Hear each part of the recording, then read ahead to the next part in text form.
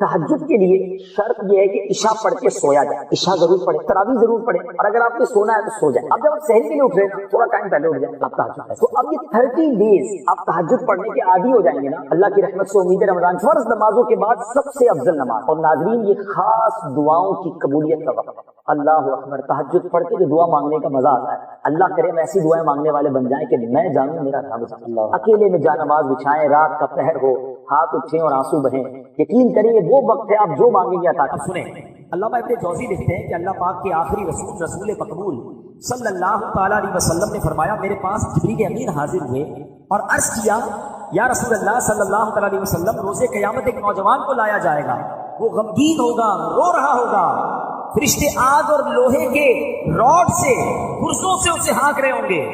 وہ نوجوان 1000 سال تک الامان الامان پکارتا رہے گا، لیکن اس کو امان نہیں دی جائے گی۔ پھر اس نوجوان کو 1000 سال کے بعد رب قہار کی بارگاہ میں پیش کیا جائے گا۔ اللہ پاک فرشتوں کو حکم دے گا کہ اسے منہ کے بل گھسیٹ کر جہنم میں ڈال دو۔ میرے آقا علیہ السلام کے اے جبریل یہ کون ہوگا؟ عرض کیا حضور وہ آپ کا امتی ہوگا۔ فرمایا اس کا گناہ کیا ہوگا؟ عرض کیا یا رسول اللہ صلی اللہ علیہ وسلم یہ وہ بد نصیب ہے جس کی زندگی میں رمضان المبارک کو تشریف لایا مگر توبہ و استغفار کی بجائے ماہ رمضان کو اس نے گناہوں میں گزار دی۔ اب بتائیے، لوگ کہتے ہیں یار ٹھیک ہے یار چلتا ہے، رمضان میں نہیں چلے گا۔ رمضان میں یہ جو سوشل میڈیا ہے نا، میں آپ کو صحیح بتاؤں سب سے زیادہ گناہ کروانے کا ہمارا دروازہ یہ ہے۔ رمضان میں نارملی لوگ فلمیں ڈرامے نہیں دیکھتے، جن کے گھروں میں نہیں، بدقسمتی سے جو دیکھتے ہیں الگ بات ہے، لیکن موبائل تو ہے نا سب کے پاس، ہر گروپ میں ایڈ ہے، ہر پیج کو لائک کیا ہوا ہے۔ ہم نہیں بھی دیکھنا چاہتے تو جیسے ہی کلک کرتے تو میوزک، گانا، بے پردہ عورت، کیوں دیکھنا ہے بھائی؟ اتنی مشکل سے رمضان ملا، کیا اس لیے ملا کہ میں اللہ کو ناراض کروں؟ ایک روایت میں نے پڑھی جس میں آتا ہے کہ جو رمضان میں ایک گناہ کرتا ہے اس کے 1 سال کے اعمال برباد کر دیے جائیں۔ ہمارا بنے گا کیا؟ ہم تو پتہ چلا رمضان میں لوگ بخشے جا رہے ہیں اور ہماری گناہوں کی عادت ہمیں بروا رہی ہے، کیونکہ جھوٹ بولنا، غیبت کرنا، لڑائی جھگڑے کرنا، بے حیائی کی باتیں کرنا، یہ تو کئی لوگوں کی عادت میں ہے۔ رمضان آنے کے بعد بھی جھوٹ منہ سے نکل رہا ہوتا ہے، گالیاں نکل رہی ہوتی ہیں، کہ عادت تھوڑی ختم ہو گئی۔ ایسا تو ہے نہیں کہ چاند نظر آیا ہم نے بٹن بند کر دیا، عادت تو ساتھ لگی ہوئی ہے۔ توبہ بھی کرنی ہے اور کانشیس بھی ہونا ہے، خبردار بھی ہونا ہے کہ نہیں یار کوئی گناہ نہیں کرنا، ایک گناہ پر 1 سال کے اعمال برباد۔ پلیز میرے پیارے اسلام، خدا را ڈونٹ ٹیک ایزی، یہ ہماری مغفرت کروانے، ہمیں رب سے قریب کرنے مہینہ آیا ہے، اس میں گناہ نہیں کرنے، اس میں خطائیں نہیں کرنی، اس میں بے حیائی اور غلط کام نہ کریں، یہ توبہ کر کے بخشش لینے کا مہینہ ہے۔ کاروبار کے لیے اور ٹائم پڑا ہے یار، لوگ اپنے ابھی بھی سارے اسٹور بھر رہے ہوں گے کیا رمضان میں ریٹ بڑھا دیں گے؟ نہ کرو ایسا یار، پورا سال کما لیں گے، غریبوں کے لیے تھوڑی ڈسکاؤنٹ دے دو۔ یہ کمانے کے لیے مہینہ نہیں آیا، یہ مساوات، یہ خیر خواہی، یہ محبت، یہ اثار کے لیے آیا۔ میرے آقا علیہ السلام کا ایک اور انداز آپ کو بتاؤں، 2 ہو گئے نا، اب تیسرا انداز سنو۔ سرور کائنات علیہ السلام کا ایک انداز یہ تھا کہ آپ رمضان میں خوب سخاوت فرمایا کرتے تھے۔ راوی کہتے ہیں جیسے تیز آندھی چلتی نا، میرے آقا کا دریائے سخاوت اس سے بھی زیادہ جوش میں ہوا کرتا تھا۔ آقا سے بڑا سخی کون ہے؟ آپ کا تو ویسے ہی دریا بڑا جوش میں ہوتا ہے، مگر رمضان میں ایکسٹرا آرڈنری جو آتا عطا فرماتے، جو آتا دے دیتے۔ کاش ہم بھی نبی پاک کی سخاوت کا کچھ کہتے ہیں قطرہ ہمیں بھی مل جائے، کہ ہم بھی سخاوت کریں، لوگوں میں تقسیم کریں، غریبوں کا خیال رکھیں، مشورہ ہو سکے تو ایک افطاری کسی غریب کے ساتھ بیٹھ کر بھی کر لیں، ہاں اس کے دل میں خوشی داخل ہو جائے۔ افطاری کا سامان بانٹیں، اپنے بچوں کے لیے کپڑے لیں، ایک جوڑا کسی غریب رشتے دار کے لیے، کسی غریب پڑوسی کے لیے لے لیں۔ افطاری میں بھی پتہ ہے کہ بعض اوقات کیا کرتے ہیں لوگ، افطاری گھر میں بنی جو بچ گئی بعض اوقات وہ کسی کو بھجوا رہے ہوتے ہیں، نہیں، جو آپ نے اپنے گھر والوں کے لیے بنائی ہے نا وہی افطاری۔ بے شک آپ 4 کو نہ کھلائیں، 1 کو کھلائیں، مگر دل سے کھلائیں۔ بہترین کھلاؤ گے بہترین ملے گا، اچھا کھلاؤ گے اچھا ملے گا۔ تو آپ اللہ کی رضا کے لیے رمضان میں خوب سخاوت کریں۔ جنہوں نے زکوٰۃ دینی ہے اپنی زکوٰۃ پہلے سے نکالنا تاکہ لوگوں کی عید اچھی ہو جائے، ان کے جناب جو ہے وہ باقی معاملات بہتر ہو جائیں۔ تو نبی پاک خوب سخاوت کرتے رمضان، ہم بھی کریں گے انشاءاللہ۔ اچھا، پیارے آقا علیہ السلام کا ایک اور خوبصورت انداز کہ آپ نے اب ماہ رمضان آتا، بی بی عائشہ فرماتی ہے کہ پیارے آقا عبادت پر کمر مان لیا کرتے تھے۔ پورا رمضان اکثر وقت بستر پر نہیں آتے تھے، یعنی آپ ساری رات عبادت کرتے تھے، عبادت پر کمر بستہ ہو جاتے تھے۔ تو کیا ہمارا ایسا کوئی ذہن ہے کہ ہم نے کوئی پلان کیا ہو کہ یار اب میں نے رمضان میں اتنے نوافل پڑھنے ہیں، اتنی تلاوت کرنی ہے، قضائے عمری ہے تو وہ ادا کرنی ہے؟ میرے پیارے اسلامی بھائیوں، رمضان کو پلان کریں، جتنے نوافل ہیں نا پورے پڑھنے، پہلے تو یہ نیت کریں۔ ظہر میں 4 सुन्नत, 4 फर्ज, 2 सुन्नत और 2 नफल भी पढ़ेंगे। असर की 4 सुन्नतें गैर मौक़िदा भी पढ़ेंगे, 4 फर्ज भी पढ़ेंगे इंशाअल्लाह। मगरिब में 3 फर्ज, 2 सुन्नत, 2 नफल और 2 अवाबीन भी पढ़ेंगे इंशाअल्लाह। और इशा की 17 पूरी रकअतें पढ़ेंगे इंशाअल्लाह। और अल्लाह तौफीक दे तो तहज्जुद भी पढ़ेंगे इंशाअल्लाह। इशराक चाश भी पढ़ेंगे इंशाअल्लाह। हाँ, रात को थोड़ा पहले उठ जाओ ना। अच्छा, तहज्जुद भी 8 रकअतें पढ़ सकते हैं। अगर कोई कहे यार रोजाना 8 रकअत तहज्जुद 8,000 रुपये मिलेंगे, 2 पढ़ोगे तो 2,000, 8 पढ़ोगे तो 8,000। आप बोलेंगे मौलाना साहब 12 पढ़ेंगे तो कुछ और मिलेंगे, वो भी पढ़ लेते हैं। अल्लाह के बंदे, जन्नत की नेमतें मिलती हैं। तहज्जुद की नमाज को सबसे अफजल नफल नमाज कहा गया और खास कबूलियत दुआ का वक्त है। रोजाना सहरी में उठते हो ना भाई, जो लोग सहरी में उठते हैं वो प्लान कर लें कि इंशाअल्लाह उठेंगे और अल्लाह तौफीक दे 8 रकअतें, वरना कम से कम 2 रकअतें रोजाना तहज्जुद की नमाज अदा करेंगे। तो रमजान के लिए कमर बस्ता हो जाना है, प्लान करना है इंशाअल्लाह कि इस बार माह रमजान में खूब नेकियां करनी है। अच्छा, अब इसी तरह प्यारे आका अलैहिस्सलाम की 2 अहम इबादतें क्या थी कि प्यारे आका खूब नमाजों की कसरत फरमाते और गिड़गिड़ा कर दुआएं किया करते। रमजान दुआओं का महीना है। सब लोग ही तकरीबन परेशान होते हैं, तो बीमार बैठा होगा, कोई कर्जदार बैठा होगा, किसी का फैमिली प्रॉब्लम। अच्छा, प्रॉब्लम बहुत सारे हैं, दुआ का टाइम किसी के पास नहीं। ये अजीब बात है, जिधर से हल होना है मसला उधर जाने के लिए तैयार कोई नहीं है। सबके पास जाते हो, रब के पास नहीं जाते। तो दुआ जो है ना, ये मोमिन का हथियार है। और रमजान में मेरे आका गिड़गिड़ा कर दुआएं मांगते। अल्लाह करे कि हम भी दुआएं मांगे। और नबी पाक एक और इबादत बड़ी पाबंदी से किया करते कि मेरे आका 20 रकात तरावी अदा फरमाते। ये मिसकंसेप्शन दूर कर लें, नबी पाक ने रोजाना माह रमजान में वितर के अलावा 20 रकातें अदा फरमाई। तरावी की इंशाअल्लाह 20 रकातें पूरी अदा करेंगे इंशाअल्लाह। अल्लाह तौफीक दे तो बाजमात इंशाअल्लाह तरावी पढ़े। तो ये भी एक्स्ट्रा हो गया ना, फर्ज नमाजों के अलावा तरावी पढ़ेंगे हर सजदे पर नेकियां। तो ये इबादत आपने नहीं छोड़नी। यहाँ ये भी याद रखें कि तरावी जो है ये सुन्नत मुअक्कदा है और इसकी तर्क की आदत बना लेना गुनाह है। तो तरावी नहीं छोड़नी है बिल्कुल किसी सूरत में भी। खुदा ना खास्ता किसी मसरूफियत की वजह से या अल्लाह ना करे लेट हो गए, जमात में ना पहुंचे, तो अकेले भी तरावी पढ़नी है। एक बड़ा मिसकंसेप्शन हमारे शहर में शुरू हो गया है कि जब से ये 3 रोजा तरावी, 5 रोजा तरावी, 7 रोजा तरावी शुरू हुई है, तो कुछ लोगों ने ये समझ लिया कि बस 3 दिन में पूरा कुरान हो गया, अब छुट्टी हो गई तरावी। कुरान आपका पूरा हो भी गया तो तरावी की छुट्टी नहीं हुई है। आपको तरावी फिर भी पढ़नी पड़ेगी और वो आखिरी रमजान तक पढ़नी पड़ेगी। 27 वक्त कुरान खत्म हुआ, फिर भी आखिरी 3 दिन जो भी बाकी है आपने तरावी पढ़नी होगी। और बेहतर यही है कि बाजमात तरावी पढ़ें। नबी पाक का एक और काम, सुभान अल्लाह, मेरे आका रमजान में खूब कुरान का दौर फरमाया करते थे। जिब्रील अमीन आते थे और नबी पाक उनके साथ मिलकर कुरान का दौर फरमाते।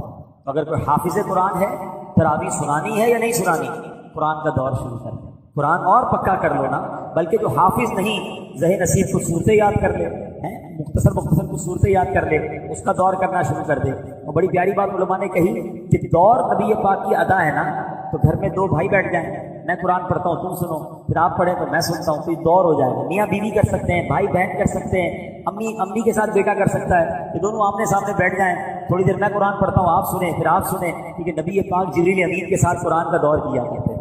तो कि अल्लाह करे कि तो ज़हन ये बन जाए यार, तिलावत है, दुरूद है, रोजा है, सदका है, खैरात है, पर लूटना है मैंने नेकियां, शॉपिंग है, घूमना है, खाना है, खेलना है, ये नहीं रमजान। रमजान आपने समझो एक बहुत बड़ा जन्नत का शॉपिंग सेंटर है और वह बहुत सारी जन्नत की नेमतें, ये भी ले लूं यार रोजा रख के, तरावी पढ़ के ये भी ले लेता हूँ, जिक्र करके ये भी ले लेता हूँ, तिलावत करके ये भी ले लेता हूँ, सदका करके ये भी ले लेता हूँ। ये ज़हन बनाओ, माह रमजान बस मैंने नेकियों का जखीरा करना है और फिर सब कुछ कर लूं, हूं तो नाकिस।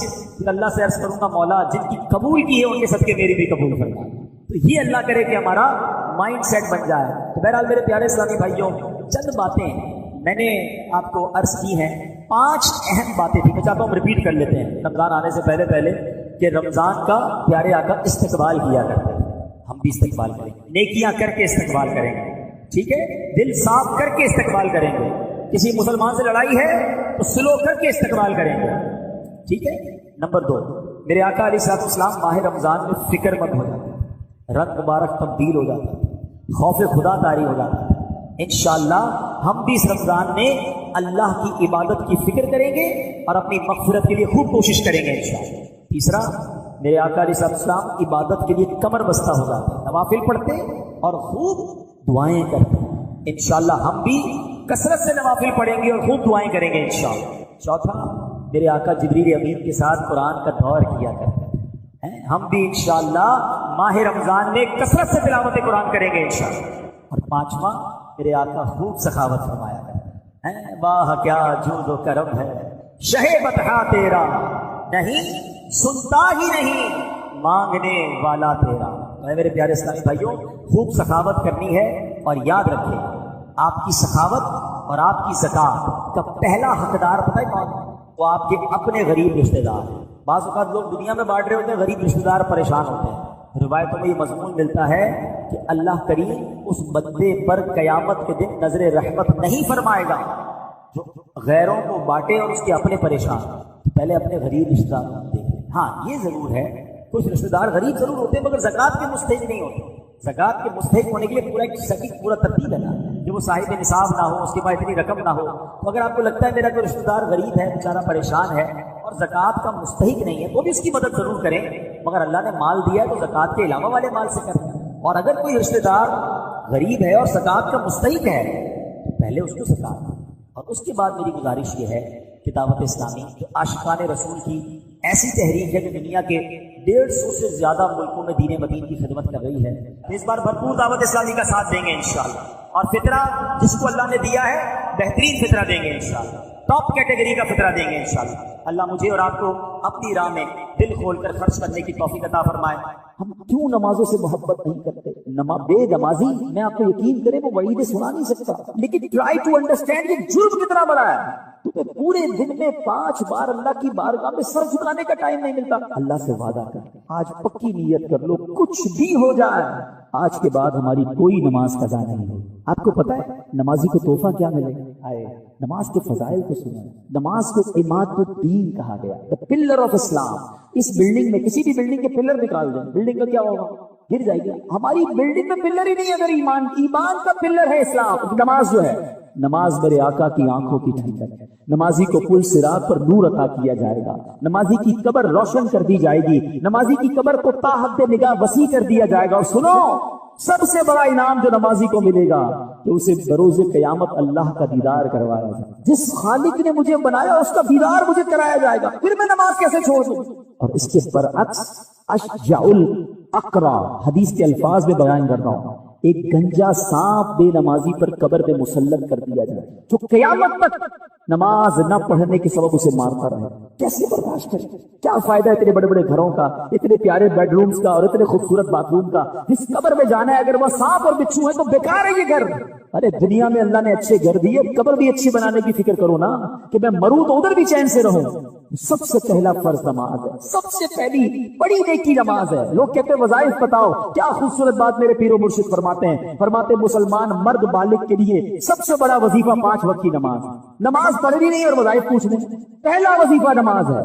تو آج نیت کر کے جانا ہے. سنو، بے نمازی کے بارے میں میرے آقا فرماتے ہیں، نبی پاک علیہ السلام نے اپنے دونوں ہاتھوں کو اس طرح ملا کر بتایا کہ بے نمازی کو قبر ایسے دبائے گی کہ اس کی پسلیاں ٹوٹ پھوٹ کر ایک دوسرے میں پیوست ہو جائے. کیسے سہ سکے؟ بہانے نہ کرو نماز سے، طبیعت ٹھیک نہیں ہے تو فلاں کام ہے، کسی صورت میں نماز معاف نہیں ہے. لیکن ہاں تھوڑے تھوڑے بہانے پر یار بس آج طبیعت اگلے جمعے سے نماز پڑھی، بس ابھی 2 دن بعد نماز پڑھو. نہیں، آپ جہاز میں ہیں، آپ ٹرین میں ہیں، آپ بس میں ہیں، آپ سفر میں ہیں، آپ گھر میں ہیں، آپ نے نماز پڑھنی. اور یقین کریں خوش نصیب ہیں وہ لوگ جو نماز کے پابند ہیں. یقین کریں ان کو نماز کے بغیر چین بھی نہیں آتا. جو پکے نمازی ہیں نا ان سے ملے آپ کبھی، اور ماشاءاللہ یہاں بہت سارے ایسے ہیں، ان کو تو جس طرح کھانا نہیں کھائے بغیر چین نہیں آتا، لگتا ہے ابھی تک عشاء نہیں پڑی، یار ابھی میری ظہر باقی ہے. اب ان کو ریکال اندر سے آتی ہے، ان کو یاد نہیں کروانا پڑتا.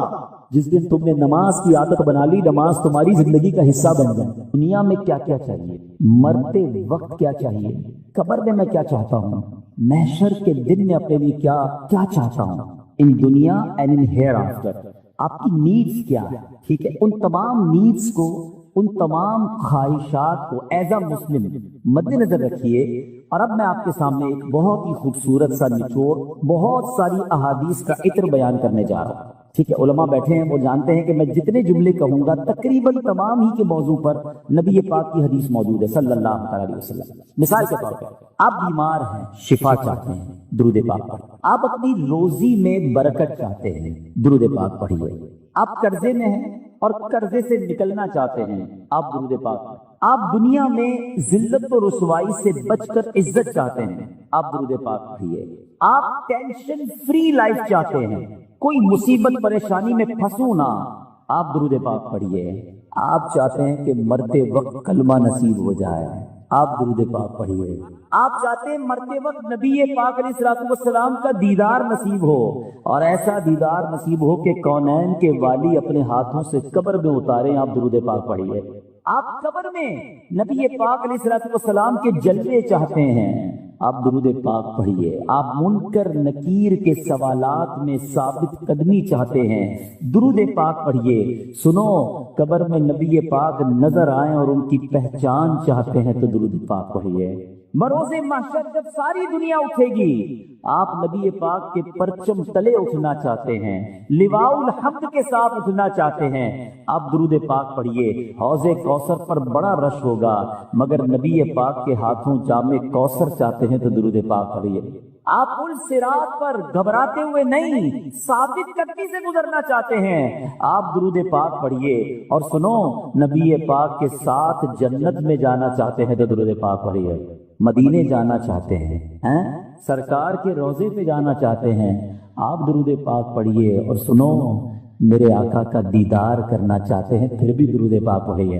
اب میں نے جتنی باتیں بیان کی ہیں الحمدللہ تقریباً ان تمام باتوں کے پیچھے حدیث پاک موجود ہے، جن کا مطالعہ ہے وہ سمجھ رہے ہوں گے۔ یہ تمام بشارتیں، یہ تمام ریوارڈز، یہ تمام عنایتیں میرے آقا علیہ الصلوۃ والسلام نے احادیث میں بیان فرما دی ہیں۔ اب مجھے بتاؤ اور کیا چاہیے؟ ایک مسلمان کو اپنی زندگی، اپنی موت، اپنی قبر اور اپنے حشر کے بارے میں جو کچھ چاہیے، میں نے سبھی تو بیان کر دیا۔ آپ یہ عزت والی زندگی چاہتے ہیں، آپ روزی روزگار میں برکت چاہتے ہیں، ٹینشن فری لائف چاہتے ہیں، ذلیل و رسوا نہ ہو یہ چاہتے ہیں، پریشر میں نہ رہے یہ چاہتے ہیں، کلمے والی موت ملے، نبی پاک کے دیدار والی موت ملے، قبر میں آقا کے جلوے ہوں، محشر میں آقا کے ساتھ ہوں، اور چاہیے کیا؟ اللہ اکبر، یہ ہے وظیفہ درود پاک۔ ہم اس کو پہچان ہی نہیں سکے، یہ اس درود پاک کی برکتوں کو جان ہی نہیں سکے۔ یہ چابی ہے سکسیس کی، اٹ از دا کی آف سکسیس۔ ایوری پرابلم کا سولوشن درود پاک میں ہے۔ ایسے نہیں لکھا شاعر میں کہ دکھوں نے تم کو جو گھیرا ہو تو درود پڑھو، دکھوں نے تم کو جو گھیرا ہو تو درود پڑھو، جو حاضری کی تمنا ہو تو درود پڑھو۔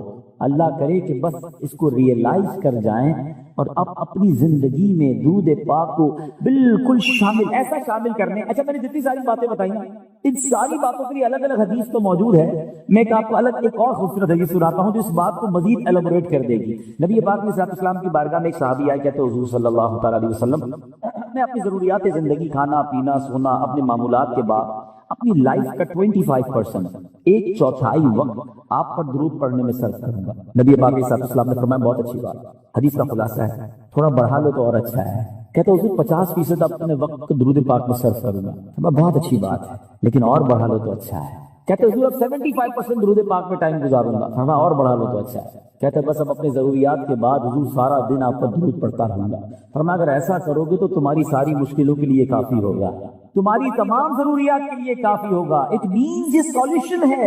ہم پریشان بھی ہوتے ہیں پھر بھی درود نہیں پڑھتے، ہم قرضے میں ہوتے ہیں درود نہیں پڑھتے، ہمارے کاروبار کی پرابلم آ جاتی ہے ہم درود نہیں پڑھتے، ہم بیمار ہو جاتے ہیں ہم درود نہیں پڑھتے، حالانکہ سب کا علاج ہے۔ سبحان اللہ۔ تو اب آج اس خوبصورت اجتماع میں آئے ہیں، یہ پہلے ریئلائزیشن لے کر جائیں کہ میں نے اب اپنی زندگی میں درود پاک کو بالکل ایسا شامل کر لینا ہے جیسے زندگی میں بہت ساری ضروری زندگی کی چیزیں شامل کی ہیں۔ پہلے تو محبت کے ساتھ درود پاک پڑھ لیں، صلو علی الحبیب صلی اللہ تعالی علی محمد صلی اللہ علیہ وسلم۔ اب ایک اور جہت کی طرف بات کرنا چاہتا ہوں۔ فضیلت تو سن لی، مزہ بھی بہت آیا، سبحان اللہ بھی بڑی زور سے نکلا، درود پاک کل سے شامل ہوگا یا نہیں اس کی گارنٹی نہیں ہے۔ اچھا، ہم نے پہلے بھی کئی بار فضیلتیں سنی ہیں، دعوت اسلامی والے تو جب بیان کرتے ہیں پہلے درود پاک کی فضیلت بیان کرتے ہیں، اور جب سنتے ہیں ماشاءاللہ مزہ بھی بہت آتا ہے، لیکن ایک دو دن بعد پھر وہی پورا دن گزر جاتا ہے، درود پاک شامل نہیں ہوتا۔ میں نے بہت غور کیا، سچی بتا رہا ہوں، میں اپنے لیے غور کیا کہ یار بیان تو بڑے کرتا ہے، تیری زندگی میں کتنے درود ہیں، کتنے پڑھتا ہے روز درود پاک؟ دنیا کو کہتا ہے روز اتنے 100 درود پڑھو، ادھر پڑھو۔ میں نے بہت غور کیا کہ یار پڑھتا تو ہوں، لیکن جس کو کہنا کہ زندگی کا جزو لا ينفق بن جائے، ایسا زندگی کا حصہ بن جائے کہ اس کے بغیر زندگی نہ گزرے، تو اس کا طریقہ کیا ہوگا؟ آپ دیکھیں زندگی میں بہت ساری چیزیں آپ کی میری ایسی آئیں جو پہلے نہیں تھی، مگر ہم نے اس کو زندگی کا حصہ بنایا. مثال کے طور پہ اللہ پاک آپ سب کو ہمیشہ صحت مند رکھے، عافیت میں رکھے، لیکن کبھی کبھی انسان کی زندگی میں ایسا موقع آتا ہے دوائی آ جاتی ہے. ڈاکٹر کہتا ہے آپ کو جناب یہ پرابلم ہو گئی ہے، اب صبح دوپہر شام یہ دوائی پینی ہے آپ نے، اور حال حال میں پینی. ہم کیا کرتے ہیں ڈاکٹر کے سامنے یہ تو نہیں کہتے انشاءاللہ، اس کے بعد گھر چلے جاتے ہیں نا. ڈاکٹر اگلے مہینے جاتے کیا ہوا، بولا وہ نعرہ تو لگایا تھا، دوائی تو نہیں دی. نہیں، فوراً پلان، ادھر نیت فوراً پلان، باہر نکلتے ہی پہلے اس کا پرچہ لے کے جاتے ہیں میڈیکل اسٹور پہ. 1 مہینے کی دوائی اسٹارٹ شروع کیا نا، نیت کی اور پلاننگ شروع کی سسٹم میں لانے کے لیے. اب ذرا پوائنٹ سمجھیے گا جو میں نے ریئلائز کیا، آج آپ کو فارمولا دے دیتا ہوں. اچھا دوائی نہیں، اچھا ہم جیسا آدمی جو بیزی ہے وہ کیا کرتا ہے، وہ دوائی بھی تھوڑی زیادہ لیتا ہے. ایک پتا رکھتا ہے آفس میں کہ یار دوپہر کے کھانے کے بعد آفس میں ہوتا ہوں ادھر پیوں گا.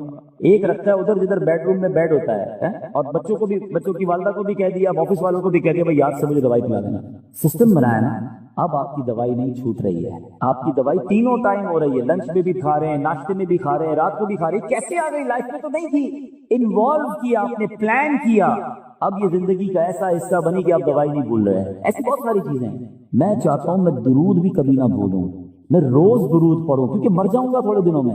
تھوڑی تو دن رہ گئے لائف کے، اگر یہ پڑھ کر نہ گیا، یہ ذکر و درود زبان پر نہ رہے، تو یہ ساری نیکیاں برکتیں جو سنتا ہوں کیسے ملیں گی مجھے؟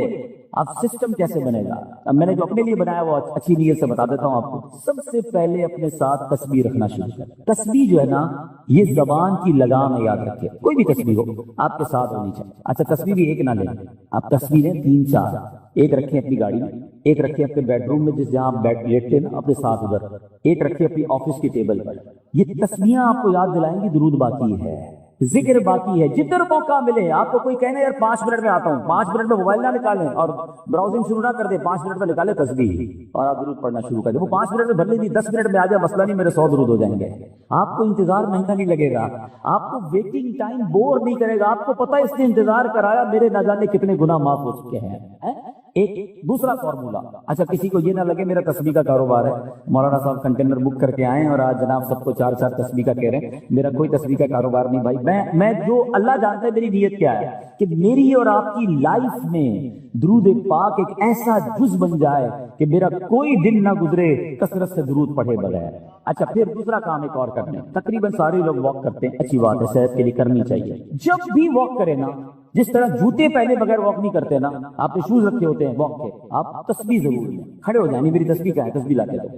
آپ وداؤٹ تسبیح واک نہ کریں. آپ بلیو کریں آدھا گھنٹہ واک کرو گے انشاءاللہ 1000 درود پاک ہو جائیں گے. آپ اس کے اور بھی وظائف شامل کر لیں. کلمہ پاک کی تسبیح پڑھوں گا، ایک سبحان اللہ و بحمدہ سبحان اللہ العظیم پڑھ لوں گا. استغفار 70 بار نبی پاک روزانہ پڑھا کرتے، میں انشاءاللہ 70 بار استغفار بھی پڑھ لوں گا. آپ اپنا پورا جس کو کہتے ہیں شیڈیول بنا سکتے ہیں. اور یقین کرو جس دن ذکر و اذکار دبا کے کیے ہوں گے نا، جس کو کہتے ہیں رچ کے، اس رات کو نیند بھی بڑی اچھی آتی ہے. ہاں کہ اللہ کی رحمت سے ضائع نہیں کیا آج کا دن. آج اللہ کی رحمت سے میرے آقا کا بھی ذکر کیا، اللہ کا بھی ذکر میری زبان نے کیا. اگر یہ پلان، اس پلان کب بنے گا؟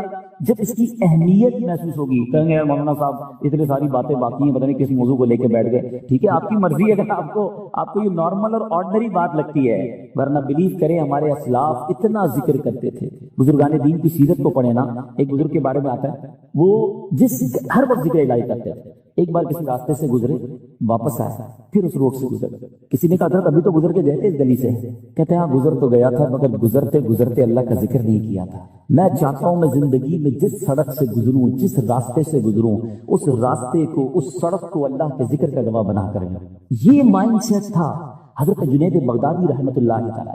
اپنے زمانے کے ولی ہیں، اولیاء کے سردار ہیں. کتنی نیکیاں تھیں ان کے پاس، ہمارے پاس تو ہے ہی کچھ نہیں، مگر اتنا اللہ کا ذکر کرتے، زبان سے اتنے ذکر الہی کرتے تھے کہ ایک بار آپ گئے کسی باربر شاپ پہ بوچھے بنوانا، تو جو بوچھے کاٹنے والا تھا کہتا حضرت تھوڑی دیر خاموش ہو جائیں، آپ ذکر روک دیں، میں نے آپ کی مونچھیں کاٹنی، آپ کے ہونٹ کٹ جائیں گے. فرماتے تم اپنا کام کرو، میرے ہونٹوں پہ زخم لگتا ہے تو لگ جائے، میں اللہ کا ذکر نہیں چھوڑ سکتا. اصل میں وہ لوگ یہ سمجھ گئے تھے کہ یہ لائف جو ہے نا بہت تھوڑی ہے، جتنی نیکیاں کمانی ہے کما کے جائیں تاکہ ادھر آرام کریں. یہ آرام کا ٹائم نہیں ہے، یہ انجوائے کا ٹائم نہیں ہے. لائف دنیا جو ہے نا دارالعمل ہے، جزا کا ٹائم، انعام کا ٹائم، سکون کا ٹائم، یہ آخرت کا ہے. بس کچھ لوگ سمجھ بیٹھے کہ یہی مزے کا ٹائم ہے، یہی عیش کرنے کا ٹائم ہے. یہاں جناب انجوائمنٹ میں لگ گئے، نہ نمازیں پڑھتے ہیں، نہ قرآن پڑھتے ہیں، نہ ذکر کرتے. ارے ادھر جمع کرو، ادھر مزہ آئے گا. ادھر نیکیاں کمانی. کہتے ہیں نا سیزن لگا ہوا ہے. لوگ کاروباری لوگ کہتے ہیں یار ان دنوں میں ہمارا بڑا سیزن ہے, ہم بہت کام کرتے ہیں, سیزن کے بعد پھر ریسٹ کریں گے. جب تک میری آپ کی سانسیں باقی ہیں نا, نیکیوں کا سیزن لگا ہوا ہے. کر لو جتنی نیکیاں کرنی ہے, نوافل پڑھیں, درود پڑھیں, ذکر کریں, حرام کاموں سے بچیں, تاکہ جب قبر میں جائیں نا, آپ کو پتہ ہے کچھ خوش نصیب ایسے ہوں گے جب وہ قبر میں جائیں گے تو ان کو فرشتوں کی طرف سے کیا ندا دی جائے گی, انعام پتہ ہے کیا دیا جائے گا؟ نم کا نومۃ العروس, سو جا کہ جیسے دلہن سوتی ہے. قبر کے اندر ایسے سکون سے سو جا, بے فکر ہو کر, کیونکہ اب اللہ اس سے راضی ہے, وہ ایسی زندگی گزار کر آیا ہے. تو اللہ کرے میں اور آپ ایسی زندگی گزاریں. بزرگوں کا ایک قول ہے, کاش دل میں اتر جائے کہ زمین کے اوپر کام, زمین کے اندر آرام. اللہ زمین کے اوپر ایسا کام لے لے کہ جب زمین کے اندر جائیں نا تو وہاں آرام کریں. ادھر مار پڑی تو کدھر جائیں گے؟ اللہ کرے دل میں اتر جائے میری بات. نیت کرتے ہیں ہم روز درود کثرت سے پڑھیں گے انشاءاللہ. میں بھی نیت کرتا ہوں, آپ بھی نیت کریں. اب ذکر و درود انشاءاللہ زبان پر جاری رہے گا, محبت کے ساتھ باآواز بلند ایک بار اور صلو علی الحبیب صلی اللہ تعالی علی محمد صلی اللہ علیہ وسلم. آج جس موضوع پر میں نے چند مدنی پھول پیش کرنے ہیں, دنیا میں جب ہمیں کوئی مشکل درپیش آتی ہے, کوئی ڈیفیکلٹ ڈے آتا ہے, کسی جگہ جانے کا پلان بنتا ہے, تو ہم اس کی پریپریشن کرتے ہیں, اس کی معلومات لیتے ہیں کہ یار میں فلاں ملک میں جا رہا ہوں, بتاؤ موسم کیسا ہوگا, اچھا وہاں کرنسی کون سی چلتی ہے, کوئی جان پہچان والا بندہ ہو تو اگر اس کا نمبر بھی دے دو, کوئی مصیبت آ جائے تو رابطہ رہے گا. دو چار لوگوں سے پلاننگ کر رہے ہوتے ہیں فلاں جگہ جانا ہے. اچھا اسی طرح پاکستان میں بھی رہ رہے ہیں, لیکن کوئی انٹرویو آ گیا, کوئی کسی بڑی آفس میں جانا ہے, کسی بڑے بندے کے پاس جانا ہے, تو بندہ ادھر بھی سوچ رہا ہوتا ہے کہ یار کس طرح معلومات کر لوں کہ کیا پوچھیں گے, کیا سوال ہوگا. ہم ہر ڈفیکلٹی سے پہلے پریپریشن کرتے ہیں, یہ ہماری سائیکی ہے انسان کی. لیکن ہم سب جانتے ہیں کہ ایک ایسا ڈیفیکلٹ ڈے, ایک ایسا مشکل دن جو ہم سب نے فیس کرنا ہے, اور اس سے زیادہ مشکل دن کوئی اور نہیں ہے کائنات میں, اس سے زیادہ ڈیفیکلٹ ڈے کوئی اور نہیں ہے. لیکن لگتا ایسا ہے کہ پریپریشن تو دور کی بات ہے, اس کا ذکر بھی کوئی نہیں کرتا, سوچتا بھی نہیں کہ یار وہ دن آنے والا ہے. وہ دن ہم سب نے فیس کرنا ہے, اور اس دن کو ریممبرنس کے لیے, اس دن کو بار بار ریکال کرنے کے لیے کیا شاندار اللہ تبارک و تعالیٰ نے نظام بنایا. قرآن پاک جا بجا میں اس دن کی یاد دلاتا ہے. لیکن بالخصوص اگر نماز کو دیکھیں, جب ہم نماز پڑھتے ہیں تو بار بار کیا پڑھتے ہیں؟ سورہ فاتحہ پڑھتے ہیں. کتنا شاندار ایک گویا ریکال ہے. بسم اللہ الرحمن الرحیم, الحمدللہ رب العالمین, الرحمن الرحیم, مالک یوم الدین. ہر روز پڑھ رہے ہیں. روزے جزا کا مالک اللہ کیا ہے؟ روزے جزا کا مالک ہے. روزے جزا کیا ہے؟ ڈے آف ججمنٹ, فیصلے کا دن. یہ دن ہے قیامت کا. ہم روز یاد کر رہے سورہ فاتحہ میں, مگر سوچتے نہیں کہ اس دن ہوگا کیا, میں نے کیا تیاری کی ہے اس دن. اتنا ڈیفیکلٹ ہے. ادھر تو کوئی سورس بھی چل جاتی ہے تو یار فلاں جگہ جا رہا ہوں, کال کر دے رہے, بلکہ ایسا کرو یار تم میرے ساتھ ہی چل لو, آپ کی بڑی اچھی سلام ہے, آپ بھی آ جاؤ. کوئی ساتھ دینے والا جس دن نہیں ہوگا, میں اکیلا اللہ کی بارگاہ میں پیش ہوں گا, اور میرے سامنے ڈیفیکلٹیز اور پہاڑ کتنے بڑے بڑے ہیں بعد میں بتاؤں گا. اور آپ کو بھی معلوم ہے کہ سوائے ایک ہستی کے کوئی ساتھ دینے والا نہیں ہوگا. لیکن ذرا پہلے قرآن کا ایک مختصر جائزہ لیتے ہیں کہ قرآن نے کیسا شاندار اسلوب اختیار کیا, بار بار ہمیں سمجھایا, بار بار ہمیں بتایا. اللہ تبارک و تعالیٰ قرآن مجید فرقان حمید کی سورہ قارعہ, یہ تیسرے پارے کی صورت ہے, اور قارعہ کے بارے میں علماء فرماتے ہیں کہ یہ قیامت ہی کا ایک نام ہے, another name of قیامہ. اور آپ ذرا دیکھیں کہ مختصر سی صورت میں ایک سینیریو بھی بتایا, اور تمہارے ساتھ ہونا کیا ہے یہ بھی بتا دیا.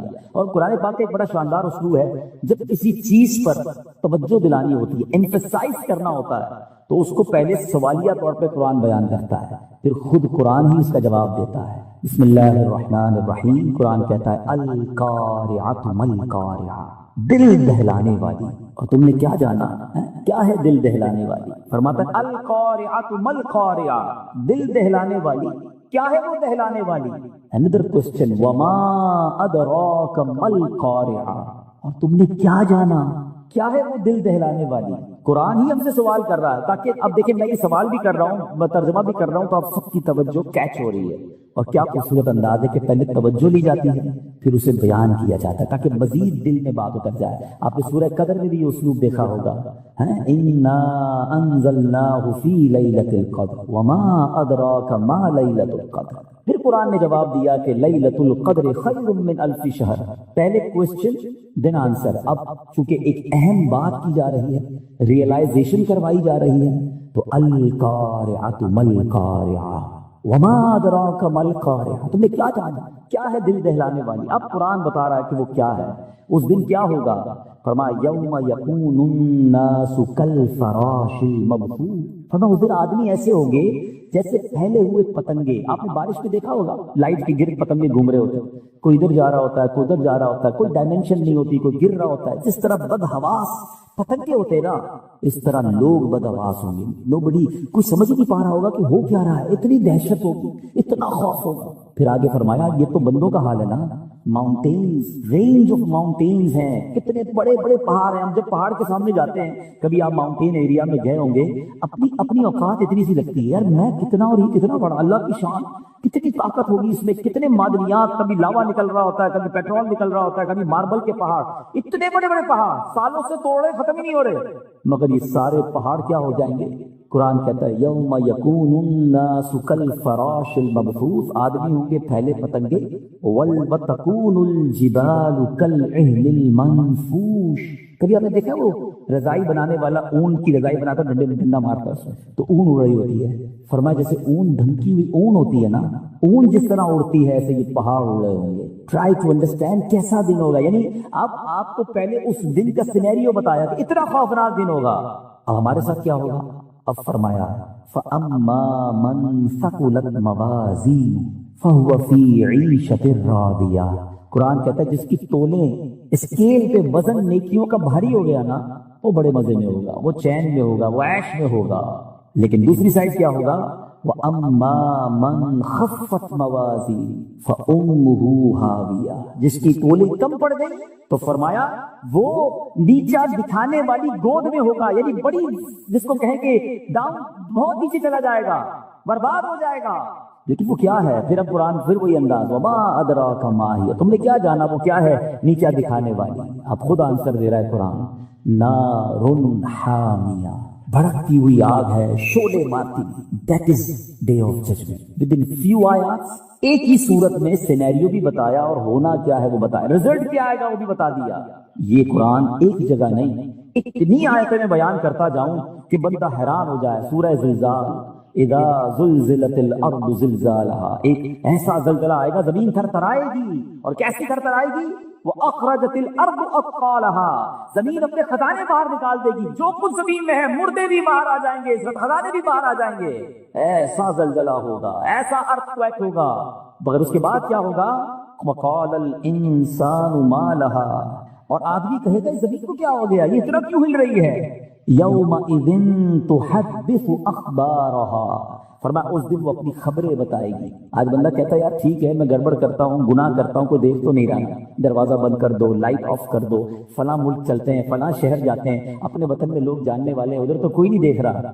یہ زمین گواہی دے گی. قرآن کہتا ہے، ابھی تھوڑی دیر پہلے میں نے کہا نا کہ ایک بزرگ کا اسٹائل تھا کہ جدھر سے گزرتے تھے ذکر کرتے ہوئے تاکہ وہ زمین میری گواہی دے. میں ایک مشورہ بھی دوں گا، جو ٹریولرز ہیں نا، گھومتے پھرتے رہتے ہیں، بزنس ٹرپ پہ جاتے ہیں، ویسے ہی بڑے ٹورزم کے شوقین ہیں، آپ جدھر جایا کرو نا لالچ کر کے ادھر نماز پڑھا کرو کہ یار 2 رکعت ادھر بھی پڑھ لیں. اچھا ادھر گیا ہوں کسی بزنس میٹنگ میں، کسی ملک میں، کسی شہر میں، ذرا رکو یار وضو کر لوں، ٹائم ہے، ایک نماز ادھر پڑھ لوں. اس جگہوں کو اپنے سجدوں کے گواہ بناؤ، اپنے ذکر کی گواہ بناؤ. زمین کے بہت سارے حصے تمہاری نیکیوں کے گواہ ہونے چاہیے. انفارچونیٹلی بہت سارے لوگ ایسے ہیں جن کے زمین کے بہت سارے حصے گناہوں کے گواہ ہیں. یہ زمین اللہ کرے میری اور آپ کی یہ گواہی دے. انشاءاللہ یہ جو زین بھائی کا گھر ہے، ان کا گارڈن یہ گواہی دے گا کہ مولا یہ سب جمع ہوئے تھے اور یہاں تیرا ذکر کیا تھا، تیرے حبیب کا ذکر کیا تھا. اے اللہ یہ تیرے بندے ہیں اور تجھ سے محبت کر رہے تھے. یہ ہم سب سے سوچنا ہے. لیکن بہت سارے لوگوں کے ایسے بھی جناب حصے ہیں زندگی کے، ایسے گناہ ہیں کہ جو جہاں جاتے ہیں گناہ کرتے ہیں. وہ غور کرے وہ اللہ کو کیا جواب دے. کوئی گواہ کی ضرورت نہیں ہے، زمین گواہی دے گی. اللہ کرے کہ ہم گناہوں سے بچ کر زندگی گزارنے والے بنے. آگے قرآن کہتا ہے ایسی صورت کی جو آخری آیتیں ہیں، فَمَن يَعْمَلْ مِثْقَالَ ذَرَّةٍ خَيْرًا يَرَهُ، تو جس نے ذرہ بھر نیکی کی وہ دیکھے گا. وَمَن يَعْمَلْ مِثْقَالَ ذَرَّةٍ شَرًّا يَرَهُ، جس نے ذرہ بھر بھی گناہ کیا وہ دیکھے گا. آج بندہ کہتا ہے تھوڑی سی تو بات ہے یار، کون دیکھ رہا ہے؟ چلتا ہے ہماری مارکیٹ میں تھوڑا بہت جھوٹ بولنا چلتا ہے، اب فیملی ہے یار، فیملی میں تھوڑا بہت چلتا ہے، بچوں کی خوشی میں چلتا ہے. نہیں جناب، ذرہ بھر گناہ بھی دکھایا جائے گا. چھوٹی چھوٹی نیکیاں چھوڑ دیتے ہیں لوگ، نفل ہی ہے نا. صدقہ ہی تو ہے، فرض تو نہیں ہے۔ اللہ کے بندوں، موقع ملے تو نیکیاں کرتے جاؤ، کیونکہ یہ ذرہ ذرہ نیکیاں بھی تمہارے نامہ اعمال میں لکھی جا رہی ہیں۔ اور کیا معلوم، جب ذرا غور کریں کہ درود پاک کی جو میں تھوڑی دیر پہلے اہمیت بیان کر رہا تھا، ذکر و اذکار کی بات کر رہا تھا، ذرا امیجن کرتے ایک بندہ ہے قیامت کے دن اللہ کی بارگاہ میں پیش ہوا اور اسکیل لگایا گیا، ٹھیک ہے، اب نیکیوں کا پلڑا بھی ہے، گناہوں کا پلڑا بھی ہے، اور فقط ایک نیکی کم پڑ گئی۔ اب وہ کتنی حسرت کرے گا کہ کاش میں درود پڑھ لیں، 2 رکعت نفل پڑھنے کا موقع ملا تھا، پڑھ لیتا، یار میں صدقہ دینے کا روز موقع ملتا تھا، ایک صدقہ دیتا میرا یہ پلڑا بھاری ہو جانا تھا۔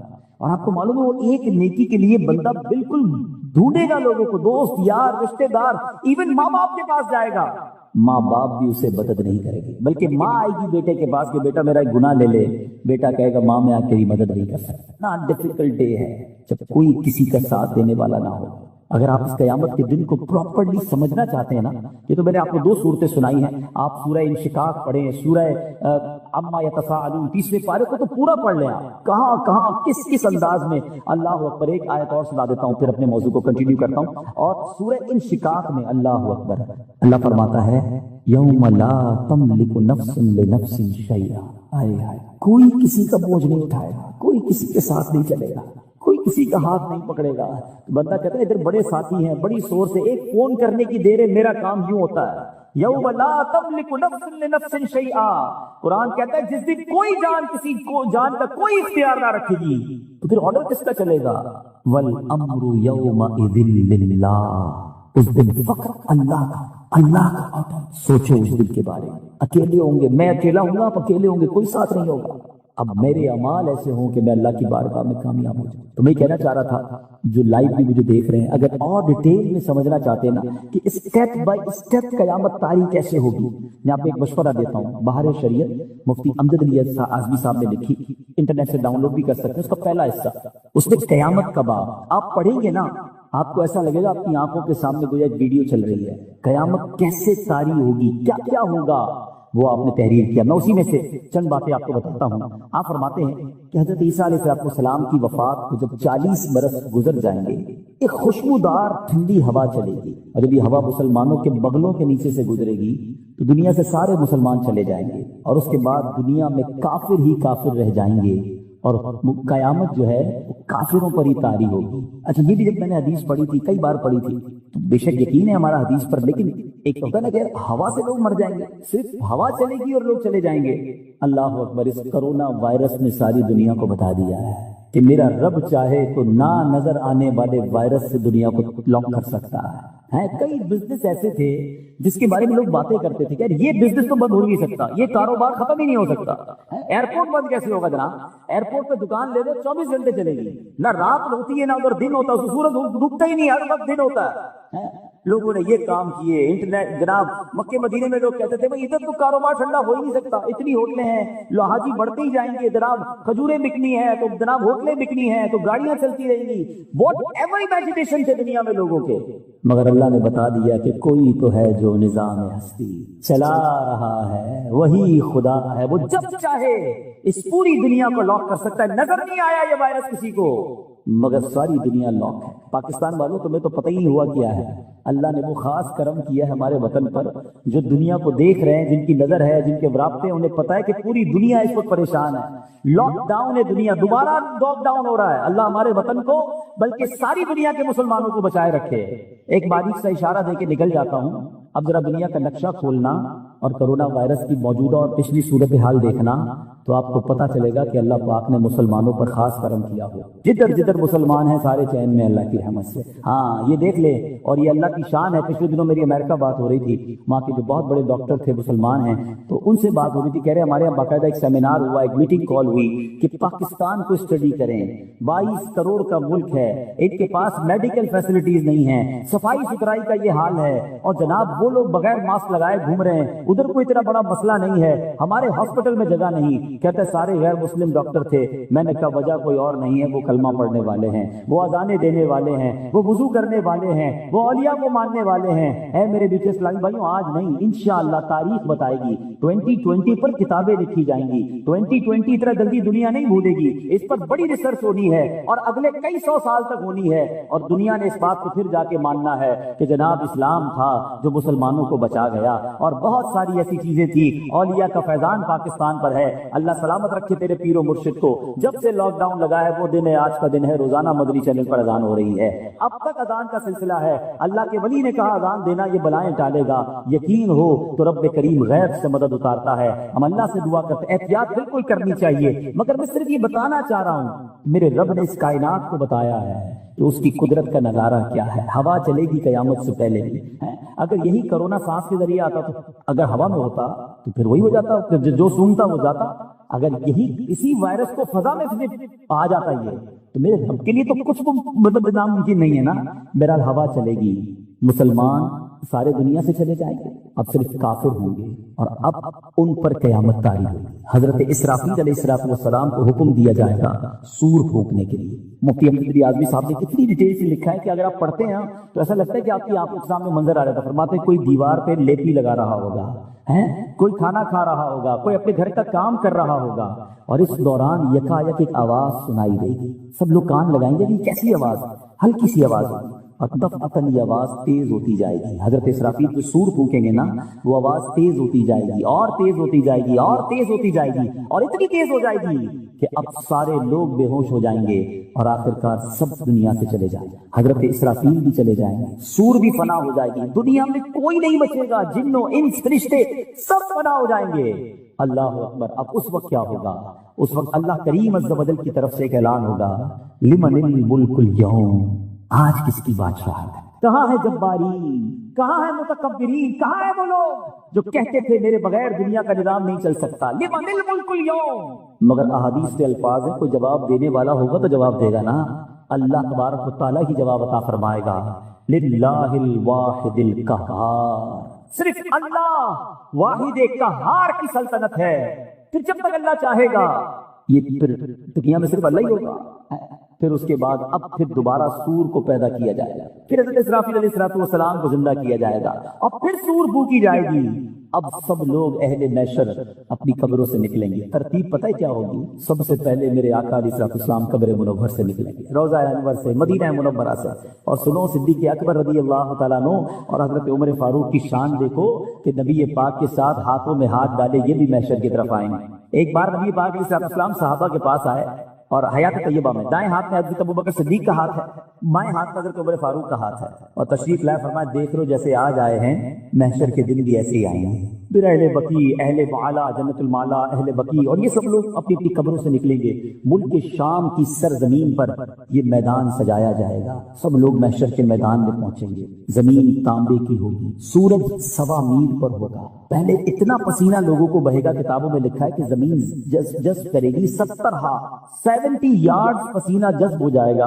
اب زمین میں بھی جذب کرنے کی طاقت نہ رہے گی. پھر وہ پسینہ اوپر آئے گا. جیسے جیسے گناہ ہوں گے کسی کے ٹخنوں تک، کسی کے گھٹنوں تک، کسی کی کمر تک، سارے لوگ پریشان. آدھا دن قیامت کا انتظار میں گزرے گا. آج کسی کو دھوپ میں 5 منٹ کھڑا کرو نا، میں آ رہا ہوں، 5 منٹ میں بندہ پسینہ پسینہ ہو جاتا ہے. دھوپ میں 5 منٹ بھی نہیں کھڑے رہ سکتے. ایسی دھوپ، ایسی پیاس، اور 50% آف دا ڈے صرف انتظار میں گزر جائے گا. اب محشر میں لوگ جب پریشان حال ہو جائیں گے نا، اب آپس میں مشورہ کریں گے کہ بھائی کسی کے پاس تو چلو کچھ حساب کتاب بھی شروع کراؤ. یعنی لوگ اتنے تنگ آ گئے ہوں گے کہ کچھ لوگ کہیں گے بے شک حساب کر کے جہنم میں ڈال دیا جائے، مگر حساب کو کیا جائے. اس قدر فرسٹریٹ. اب اس کے بعد اہل محشر کہیں گے کہ حضرت آدم کے پاس چل. سب گھومتے گھومتے ڈھونڈیں گے حضرت آدم علیہ السلام کو، کہیں گے آپ ابو البشر ہیں، آپ اللہ تبارک و تعالیٰ نے آپ کو بڑا مرتبہ دیا، آپ صفی اللہ ہیں، آپ جنت میں اللہ تبارک و تعالیٰ کے کرم سے رہے ہیں. حضور آج ہماری مدد کیجیے، آج ہمارا حال دیکھیے، ہم آپ کی اولاد ہیں. حضرت آدم علیہ السلام فرمائیں گے کہ آج مجھے خود اپنی فکر ہے.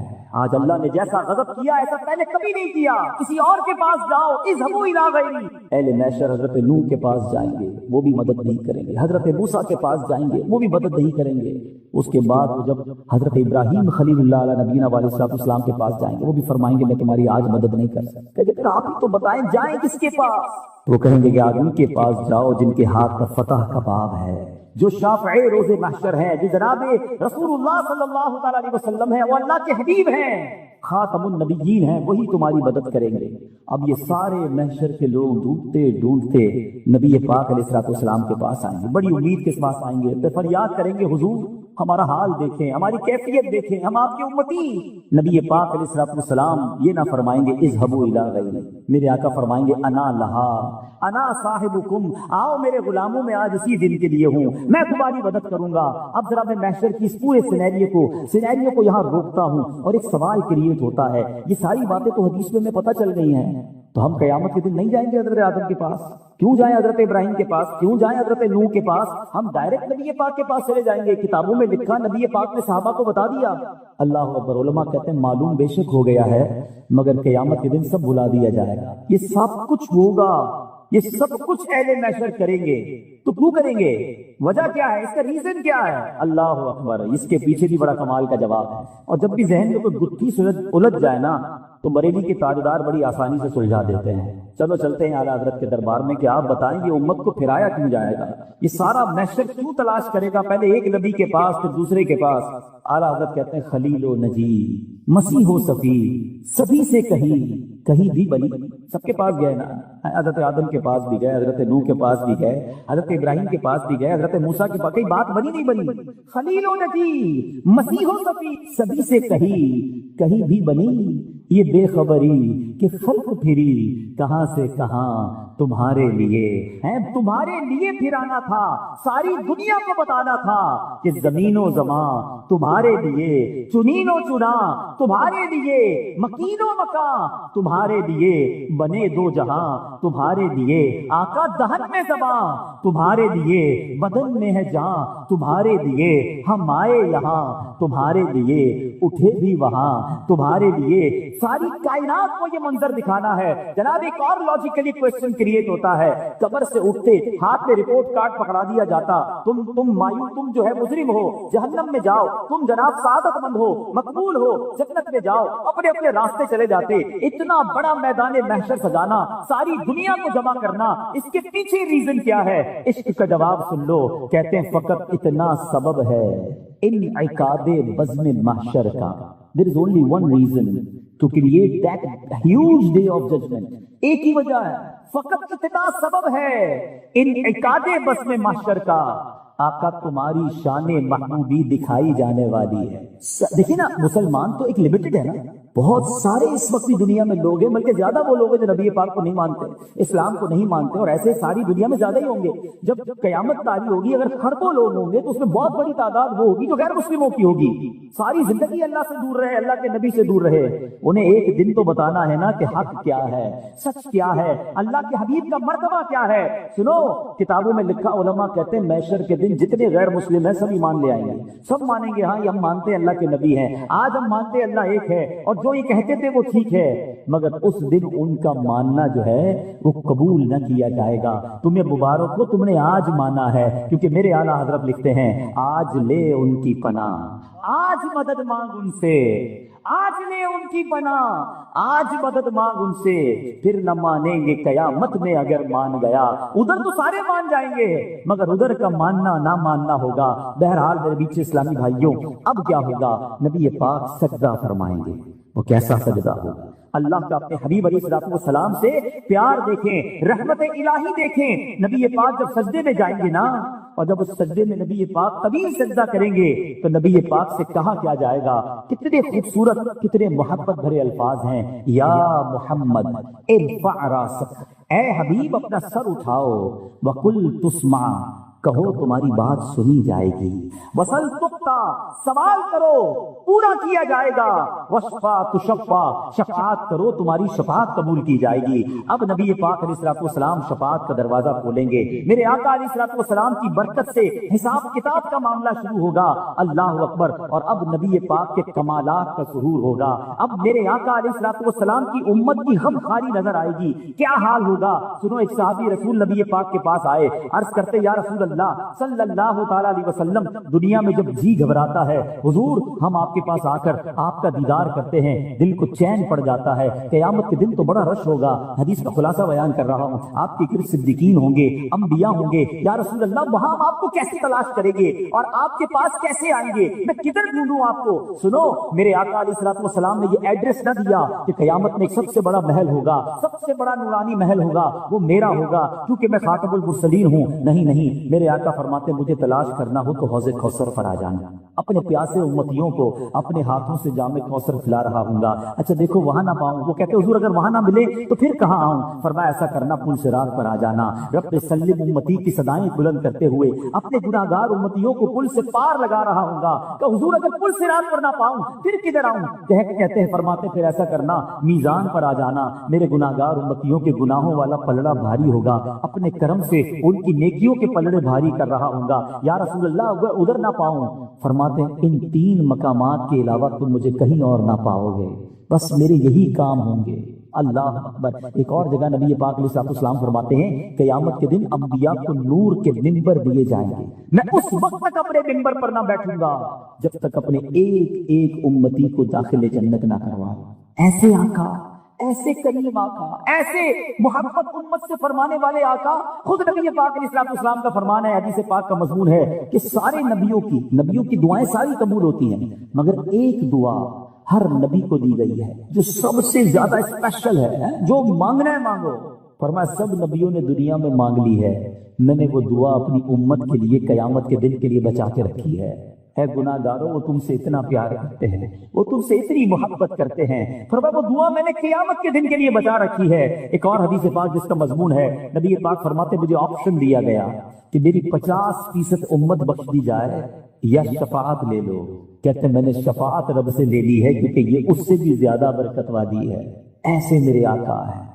سیدی اعلیٰ حضرت کے برادر مولانا حسن رضا خان صاحب لکھتے ہیں نا کہ وہ جگہ تو کیسی ہوگی کہ ماں بھی نہیں پہچانے گی، والد بھی نہیں پہچانے گا، مگر آقا امتی کو کیسے ڈھونڈیں گے؟ فرماتے ہیں عزیز بچے کو ماں جس طرح تلاش کرے، ماں سے بچہ بچھڑ جائے کیسی تلاش کرتی ہے؟ عزیز بچے کو ماں جس طرح تلاش کرے، خدا گواہ یہی حال آپ کا ہوگا۔ وہ پاک دل کے نہیں جس کو اپنا اندیشہ ہجوم فکر و تردد میں گر گیا ہوگا۔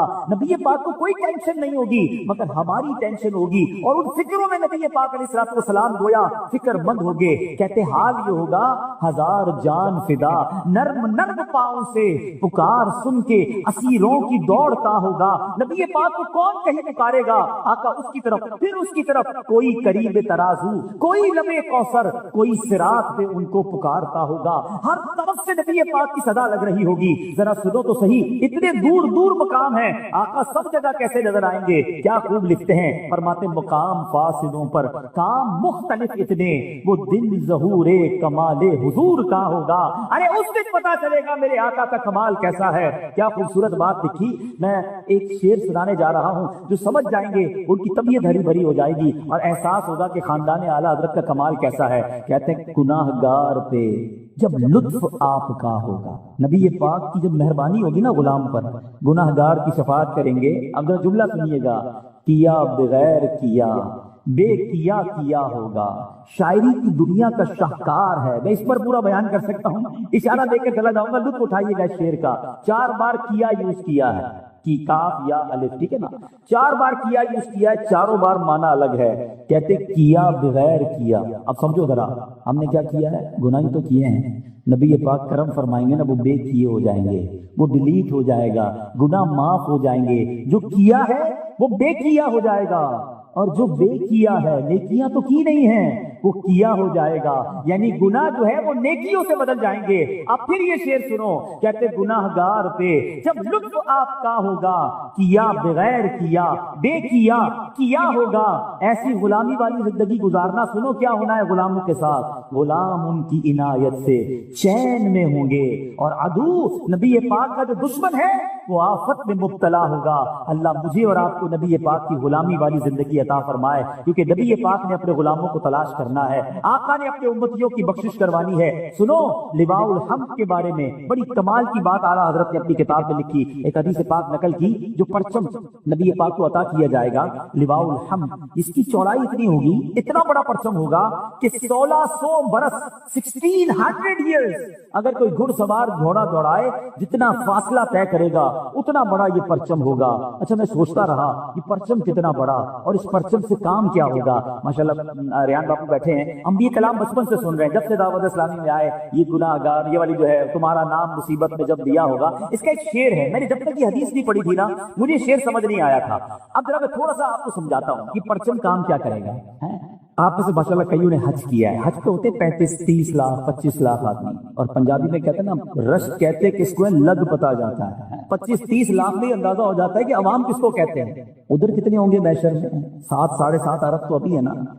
حضرت آدم سے لے کر صبح قیامت تک جتنے لوگ اس دنیا میں آئے, جتنے یونیورس میں آئے, اٹ مینس خربوں لوگ ہوں گے. کیسے نبی پاک کو تلاش کریں گے؟ عرفات میں خیمہ نہیں ملتا. 25-30 لاکھ لوگوں میں کھو جائے تو بندے کا پورا ہی ٹائم نکل جاتا ہے, تو اربوں لوگوں میں آقا کو کیسے تلاش کریں گے؟ اللہ اکبر, دیکھو انتظام کیا کیا ہے ہمیں تلاش کرنے کا. سننا ذرا مزہ آئے گا. اچھا, آپ نے حج میں دیکھا ہوگا کہ بڑے بڑے بلون لگاتے ہیں خیموں کے اوپر. دور سے میں نظر آتا ہے یہ پیلے رنگ کا بلون ہے نا, یہ ساؤتھ ایشیا والے خیمے, ہمیں ادھر جانا ہے کیونکہ اور کو کچھ نظر نہیں آتا, اونچائی پہ کچھ چیزوں کا نظر آتی ہے. اللہ اکبر, لواء الحمد بتائے گا آقا کدھر ہے. اے پرچم لگانے والوں تمہیں مبارک ہو, پرچم کی پہچان وہاں بھی ہوگی. قیامت کے دن میرے آقا کدھر ہے, غلام جو دور ہوں گے. اب ذرا سے سننا, مولانا حسن رضا خان صاحب لکھتے ہیں, فرماتے مقام خسرو دین, دور کے غلاموں کو پتہ نہیں کدھر ہوں گے ہم, اور نبی پاک کدھر ہوں گے. مقام خسرو دین یعنی آقا کی نشانی, نبی پاک کا مقام دور کے غلاموں کو لوائے حمد کا پرچم بتا رہا ہوگا. یہ پرچم بتائے گا چلو آقا ادھر ہیں, وہ دیکھو پرچم نظر آ رہا ہے. اور انشاءاللہ جب نبی پاک کے پاس جائیں گے تو آقا اپنے دامن میں چھپا لیں گے. تو اے میرے پیچھے اسلامی بھائی, باتیں تو اور بھی بہت ساری ہیں مگر وقت چونکہ ایک لمیٹڈ بیان ہوتا ہے, میں صرف یہ بتا رہا ہوں کہ یہ ہوگا قیامت کا دن. ہے وہ ڈیفیکلٹ ڈے, بہت مشکل دن ہے. اللہ تعالیٰ جس سے ناراض ہوا وہ مارا جائے گا. ابھی تو اپنے اعمال پتہ ہی نہیں ہے کسی کو, میں کیا کر کے بیٹھا ہوں, آپ نے کیا کیا ہوا ہے. ہم ایک دوسرے کے سامنے بڑے شریک بنے بیٹھے ہیں. اللہ تو جب سب جانتا ہے نا. اس دن جب نامہ اعمال ہاتھ میں دے کر کہا گیا, اللہ نہ کرے ہمیں کہا گیا کہ پڑھ کر سناؤ, جو جو کیا وہ پڑھ کے سناؤ, تو وہاں تو ساری دنیا ہوگی نا. میرے ماں باپ بھی ہوں گے, میرے دوست بھی ہوں گے, میرے ہاتھ چومنے والے, میری عزت کرنے والے. سوچے ہے ہمارے آقا ہوں گے, خود غوث پاک رضی اللہ تعالیٰ عنہ, کیسے پڑھوں گا میں وہ سب کچھ جو میں نے کیا, جو کہا, جو بولا.